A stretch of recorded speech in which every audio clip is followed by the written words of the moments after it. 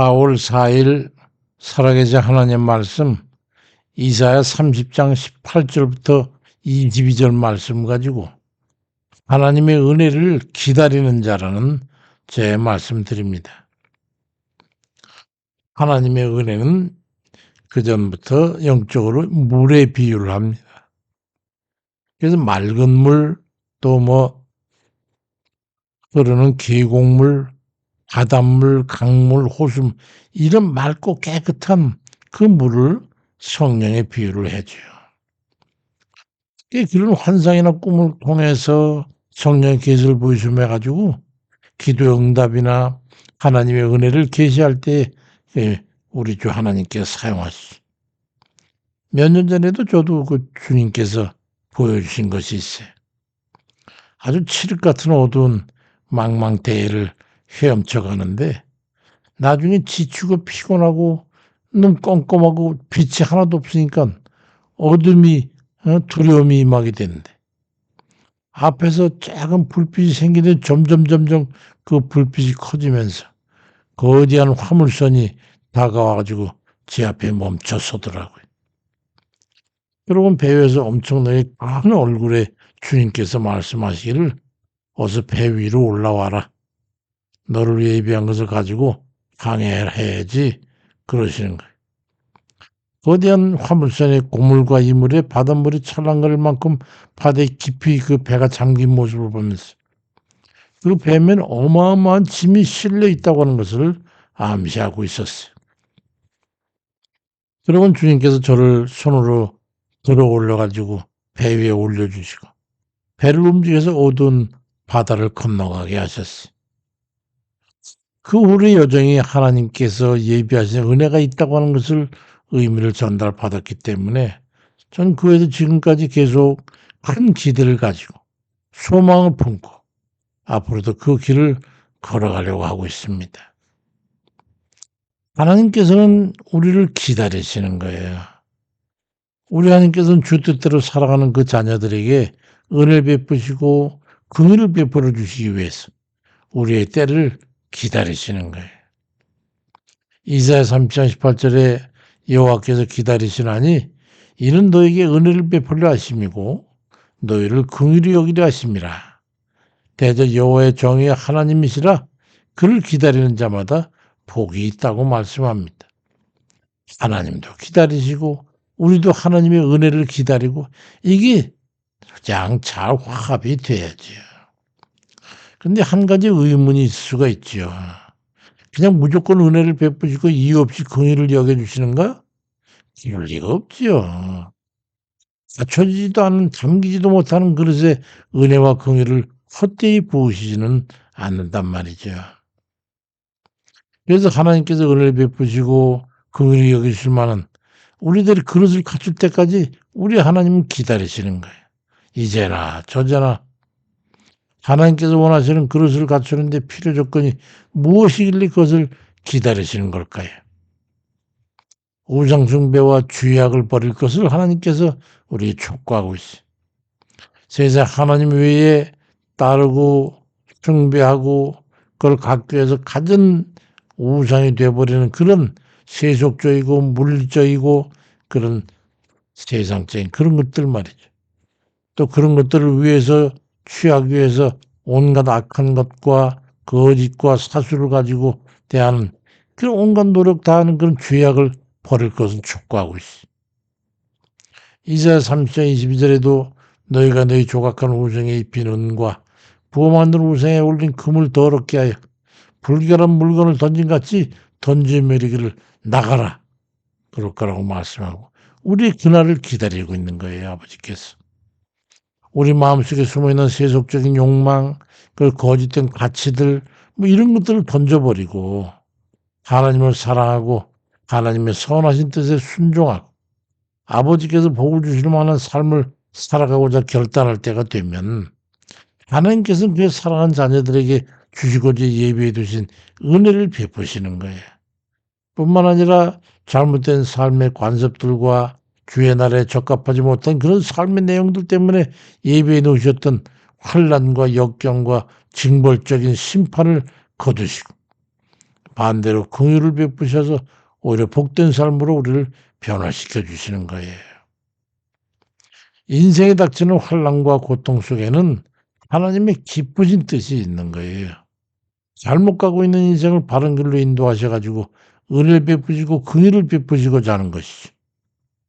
이사야 3장 20절에도 주께서 너에게 환난의 떡과 고생의 물을 주시나 너희가 오른쪽으로나 왼쪽으로 치우칠 때에 네 뒤에서 말소리가 들리기를 이것이 바른 길이니 너희는 이리로 가라. 그렇게 말씀하시겠다는 거예요. 하나님께서 환난과 역경을 허락하신 이유 중 하나는요.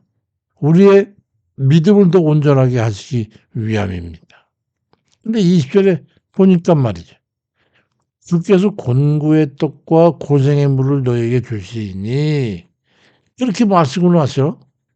제대로 된 길을 가지 못할 때 방관하지 않으시고 이것이 바른 길이니 너희 이리로 가라고 하시겠다는 거예요. 아니 곤고한 마당에 고생하는 그 마당에 그래도 깨닫지 못할 때는 그게 아니야. 이렇게 가서 깨달아야 돼. 이렇게까지 하시겠다. 말이죠.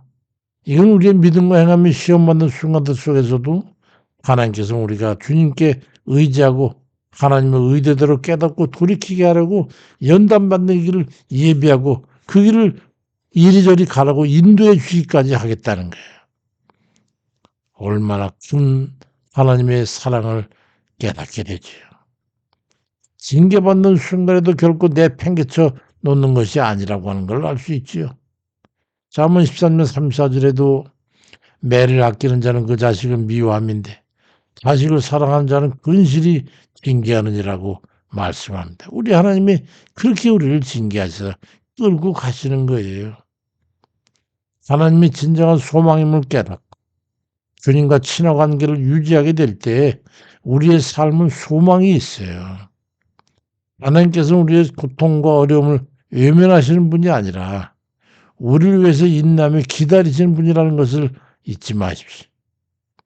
우리 인생에 고난이 찾아올 때 우리는 흔히 혼자라고 느끼지만 하나님의 시선은 결코 우리를 떠나지 않으시고 그분의 마음은 늘 우리를 향해 열려 있다고 하는 것을 잊지 않아야 합니다. 그러니까 우리가 돌아갈 곳이 어딘지 아시겠죠? 주님의 안으로 가야지요. 그럼 이때 우리의 반응은 어때야 되는 겁니까? 이사야 3장 19절에 보니까 그가 네 부르짖는 소리로 말미암아 네게 은혜를 베푸시되 그가 들으실 때에 네게 응답하시리라고 말씀합니다. 진실한 마음을 다해서 회개하고 부르짖어 하나님 앞에 기도함으로 해가지고 아버지 하나님을 불러 찾아야 되는 거예요. 위기다, 어려움이다, 고난이다, 인생에 그런 거 닥쳐있을 때 회개와 간구로서 하나님 앞에 바로 서는 그런 이들이 돼야 합니다. 에레미야 33장 2절 3절에 일을 행하시는 여호와 그를 만들어 성취하시는 여호와 그 이름을 여호와라 하는 이가 이같이 말씀하시기를 너는 내게 부르짖어라. 그럼 내가 내게 응답하겠고 네가 알지 못하는 그 은밀한 일을 내게 보이리라고 말씀을 합니다. 우리가 언제나 잊지 말아야 될 게 있어요. 절대 불변의 진리인 하나님은 우리를 사랑하셔서 십자가에 달려 죽으시게 하지 모든 은혜를 베푸시기를 원하신다. 이게 불변의 진리예요. 우리는 여기에 거해야 되는 거예요. 또 그런 자녀들을 연단하시기 위해서 시련과 환난을 통해 부르신다는 거예요. 그 사랑을 입히기 위해서, 베푸시기 위해서, 마음껏 축복하시기 위해서 그런다는 거예요. 또 하나.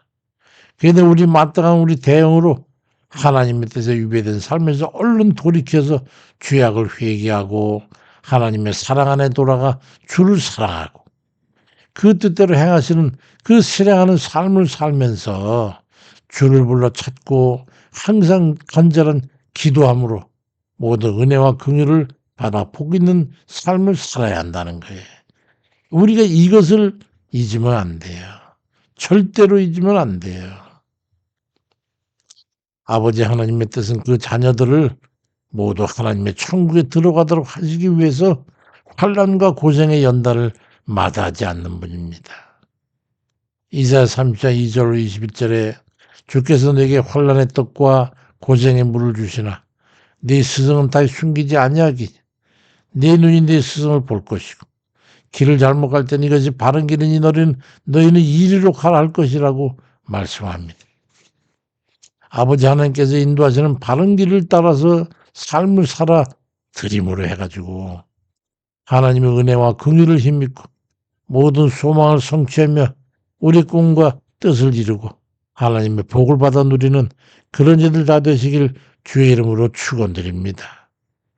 아버지, 언제나 주님 사랑과 은혜를 감사드립니다. 아버지께서 이끄시고 우리를 도우시고 우리를 권고하시고 징계하시지 아니하시면 우리는 어떻게 될 전제라는 것은 이미 다 확정되어 있는 것입니다. 아버지, 지옥 권세가 우리가 기다리고 있을 그런 뿐이죠. 그럼에도 아버지 하나님께서 우리를 사랑하사 그 은혜로 말미암아 구원 얻게 하시고 우리 하나님 백성 되어서 아버지 하나님 뜻대로 살며 아버지를 기뻐하시는 그 삶을 살 때 아버지 말할 수 없는 하나님의 복락을 우리에게 주시고 영생 복락까지 예비하시는 오실 줄 믿사오니 그 은혜와 사랑을 감사드립니다. 아버지, 우리가 여러 가지 어렵고 힘든 고난과 역경이 있을 때 그 일을 통해서 깨닫고자 하시는 우리 아버지 하나님 뜻을 생각하고 바로 얼른 고심하고 깨달아서 돌이키고 하나님 뜻대로 다시 또 정의치에 서서 바르게 살아드리는 그런 저희들에게 인도해 주옵소서. 아버지, 내일은 대통령 탄핵 아버지 인용이냐 기각이냐 각하냐는 꼭 심판의 날입니다.